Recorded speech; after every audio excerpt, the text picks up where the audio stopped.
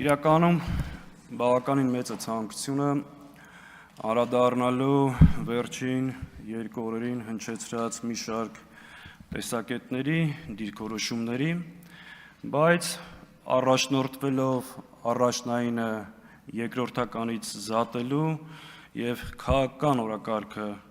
առաջնահերթության կարգով պահելու սկզբունքով զերծ կմնամ առայժմ դրանց արձագանքելուց։ Իրականում երկու օր առաջ իմ կարծիքով կարևոր արձանագրում տեղ ունեցավ խորհրդարանում։ Քրիստինե Վարդանյանի հետևողական հարցադրումներից հետո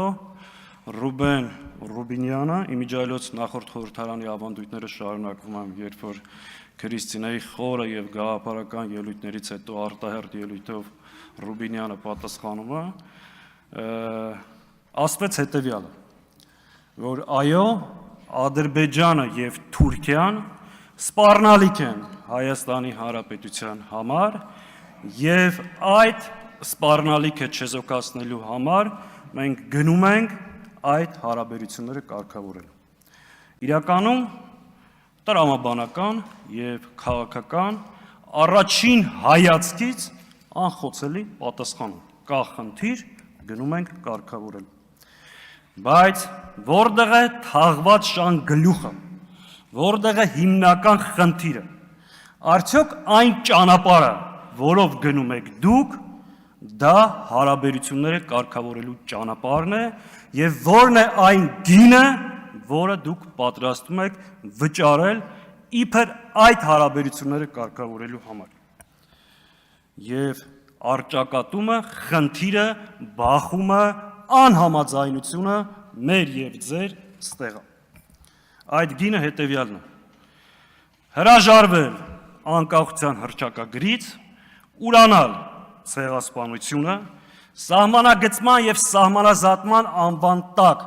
Ադրբեջանին իրականացնել նոր զիջումներ,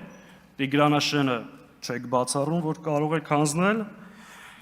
Հայաստանի տարածքով անխոչնդոտ ճանապարհ Արևմտյան Ադրբեջանի եւ Նախիջևանի միջև, անունը ինչ ուզում եք դրեք, եւ խորհրդարանի կողմից վավերացված պաշտոնական փաստաթուղթ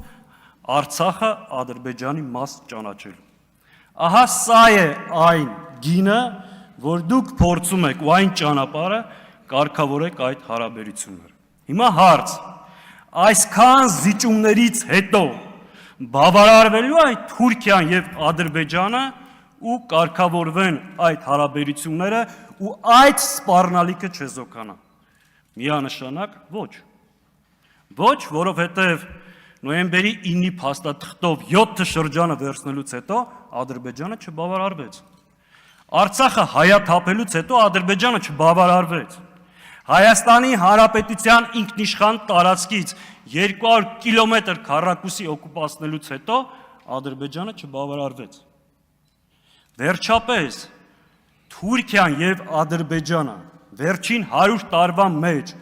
մեզ մեր սեփական հայրենիքում երկու անգամ ենթարկել են ցեղասպանության։ Հետևաբար այն ճանապարհը, որ դուք առաջարկում եք, սա սպառնալիքը չեզոքացնելու ճանապարհ չի։ Եվ դաշնակցությունը, պարոն Ռուբինյան, այդ սպառնալիքից չի կտվում։ Կտվողը կտվում է եւ այդ կաթը վտանգավոր է ժողովրդին մատուցելու համար։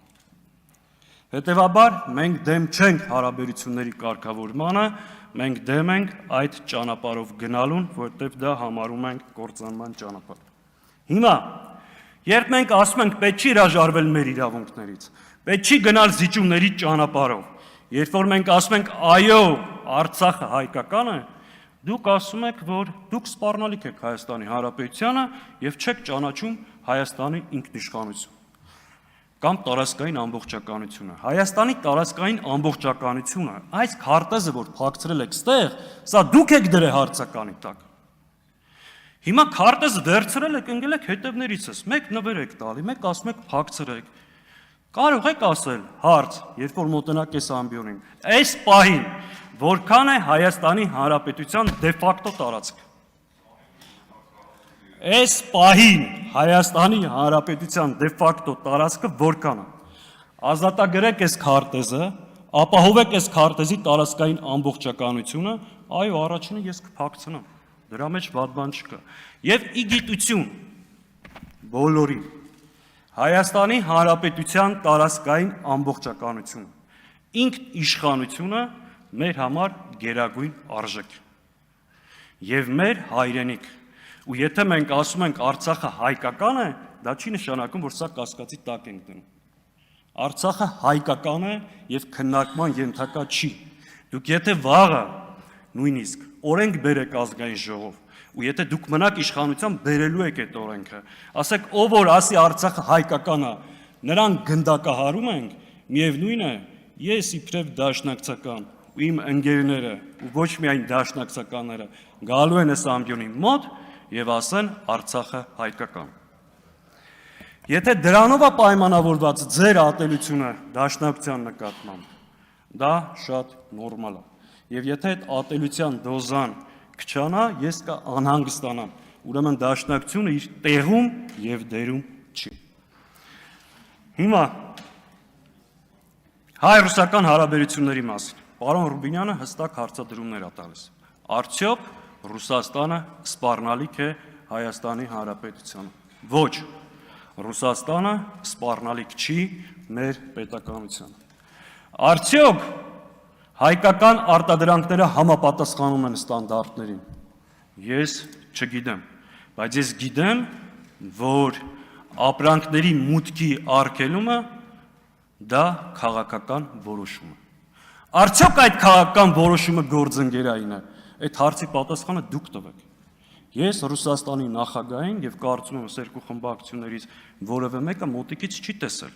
Նիկոլ Փաշինյանն է հայտարարել, որ Վլադիմիր Պուտինը իմ ավագ ընկերն է եւ ինքը ավելի շատ է շփվում Պուտինի հետ, քան բոլոր 3 նախագահները միասին վերցրած։ Հետևաբար գնացեք եւ կարգավորեք այդ հարաբերությունները։ Այս ճգնաժամը դուք եք ստեղծել, որի համար վճարելու են Հայաստանի Հանրապետության քաղաքացիները։ Ժողովրդավարության մասին կարճ ասեմ, որ այն ճանապարհը, որ դուք ընտրել եք եւ հաճախ ասում եք ժողովրդավարություն, դա ժողովրդավարության հետ կապ չունի։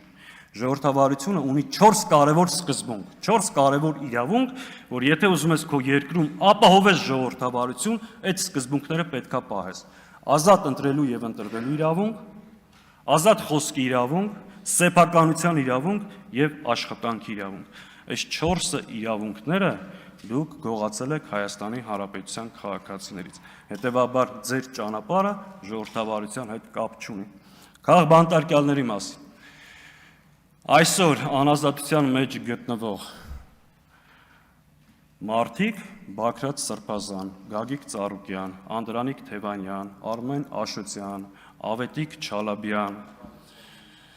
Ալիկ Ալեքսանյան, Արեգնաս Մանուկյան, Սամվել Կարապետյանը, շարք կարող եմ երկար կներեմ, բոլոր նրանք ում անունները չեմ տալիս, բայց նրանք այսօր գտնվում են անազատության մեջ, բացառապես նրա համար, որ չեն կիսում ձեր վարած քաղաքականությունը եւ զբաղվել են քաղաքականությամբ։ Հետևաբար նրանք բոլորը քաղբանտարկյալներ են։ Իմ ընկեր Արամ Վարդևանյանի մասին։ Իմիջիայլոց կարող եմ 2 րոպե ավելի խոսել, ֆրակցիայից պակաս կխոսեմ։ Շնորհակալ եմ։ 2 րոպե ավելացրեք, պարոն Սաղաթելյանի։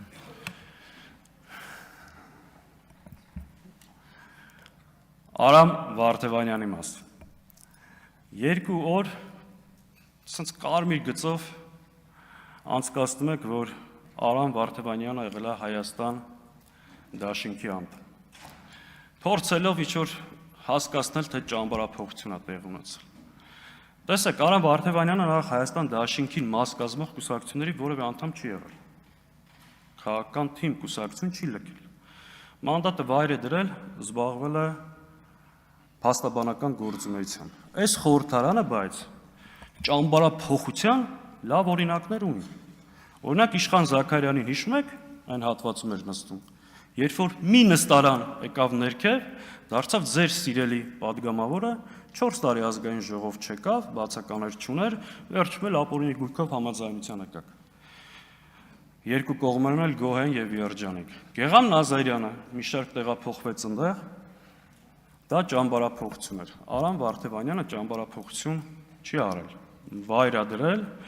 եւ զբաղվել փաստաբանական գործունեությամբ։ Անընդհատ մեղադրում եք Վարդևանյանին այս ընթացքում, որ դու աշխատել ես մասնավոր ընկերությունում, հայտնի մարդկանց շահերը պաշտպանել ես, դրա համար վճարվել ես։ Ժողովուրդ, եթե մարդ ունի գիտելիք, կարողություն, հմտություն եւ դրա համար կարողանում է մասնավոր ընկերությունում բարձր վարձատրել, տրվել, դա գովելու պատճառ է, ոչ թե թիրախավորելու։ Հարցնում եք անվճար փաստաբանական ծառայություն մատուցել եք, լիքը մենակ մի 15 հոգու համար ես եմ խնդրել ձեր կողմից հետապնդվող քաղաքացիների իրավունքները, որպեսզի Վարդևանյանը պաշտպանի։ Ես անկեղծ որել եմ, Արամին էլ ասել եմ, ես չէի ուզին կառաջադրվել, որովհետև ես այլ տեսակետ ունեմ ազգային ժողովի պաշտոնների արդյունավետության մասին, բայց քանի որ Վարդևանյանը եւ խմբակցությունը որոշել է առաջադրվել, ամենայն արդյունավետություն ենք մաղթում եւ մեր խմբակցությունը բնականաբար արդեն հայտարարել ենք ամբողջ կազմով, բացառությամբ Արթուր Սարգսյանի, որը ձեր մեղքով այս դահլիճում չի, բնականաբար կողմը քվեարկելու։ Շնորհակալություն։